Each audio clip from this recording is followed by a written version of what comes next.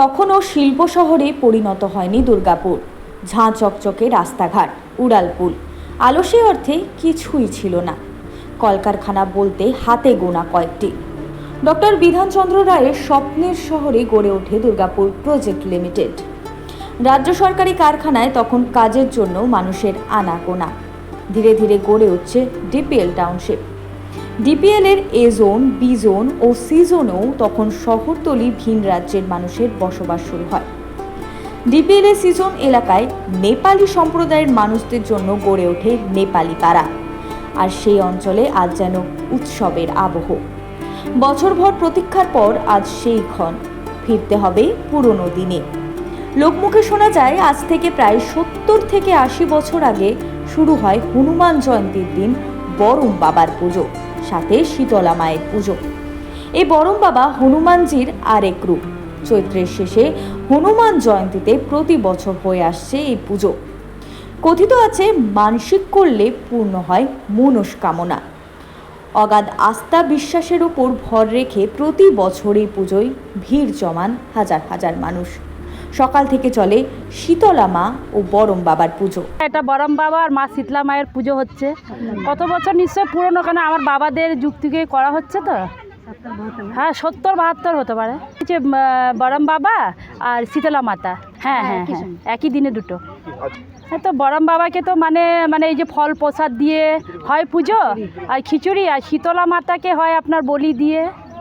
হ্যাঁ, যারা যারা আমরা খাওয়া দাওয়ার মানসিক যারা যারা দিতে চায় সবাই দেয়। জাতি ধর্ম এখানে কিছু নাই, সমস্ত মিলিয়ে আমরা পুজো সত্যি। কেন কি পাঁচিল হয়েছিল তো কিছু একটা হয়েছে, তারপরে আমরা পাঁচিল খুললাম, মানে আমাদেরই এখান থেকে মানে পাঁচিলে যাওয়া আসা।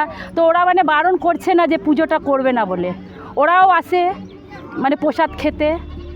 আমরা চাই যে এই পুজোটা যেন বছর বছর এগিয়েই যায়, আমাদের যেন বন্ধ যেন না হোক, কারো ক্ষতি যেন না হোক। একদিনের এই পুজো শুধু নেপালি সম্প্রদায়ের মানুষরা নয়, ডিপিএল টাউনশিপের প্রতিটি মানুষ মেতে ওঠেন এই পুজোয়। পরবর্তী ক্ষেত্রে ডিপিএল তাদের জমি অধিগ্রহণ করে নেয়, পাঁচিল দিয়ে ঘিরে দেয় তাদের এলাকা। কিন্তু মন্দিরের পুজোর ক্ষেত্রে তার কোনো সমস্যা হয়নি। হ্যাঁ, আসলে এটা হচ্ছে শীতলা মা। সবাই জানি আমরা শীতলা মার পুজো আমরা করে এসেছি, সবাই জানেও। আর বরম বাবা ব্যাপারটা হচ্ছে বরম বাবা বজরংবলী আরেকটা রূপ, যেটা আমরা পুজো করে থাকি বরম বাবা নামে। প্রত্যেক বছর হনুমান জয়ন্তী হয় এবং আমাদের পাড়ার সমস্ত মহিলারা একত্রিত হয়ে পুজোটা করে এসেছেন এবং করে আসছে, বিগত বছরও করতে থাকবে। আর ডিপিএল কর্তৃপক্ষ কোনো সমস্যা আমাদের হয়নি ডিপিএল কর্তৃপক্ষ থেকে। যখনই আমরা পুজো করি এবং বলতে পারা যায় কি ওরা কোনো অসুবিধা সৃষ্টি আমাদের করেনি। পুজোটা করতে সম্পূর্ণভাবে আমাদের সহযোগিতাই করেছেন বলতে পারি। এবং ধন্যবাদ জানাই ডিপিএলদের যে আমাদের এই পুজোটাকে পাঁচিল দেওয়ার পড়ার সত্ত্বেও আমরা পুজোটা করতে পারছি এবং ওনাদের সহায়তায় বলতে পারি আমরা পুজোটা করছি এবং আগামী দিনেও করতে থাকবো।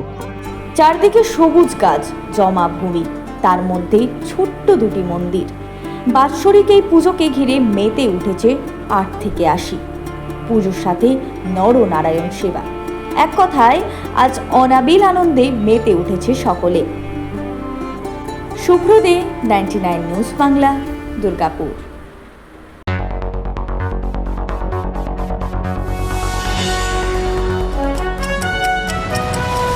আপনারা দেখছেন 99 নিউজ বাংলা।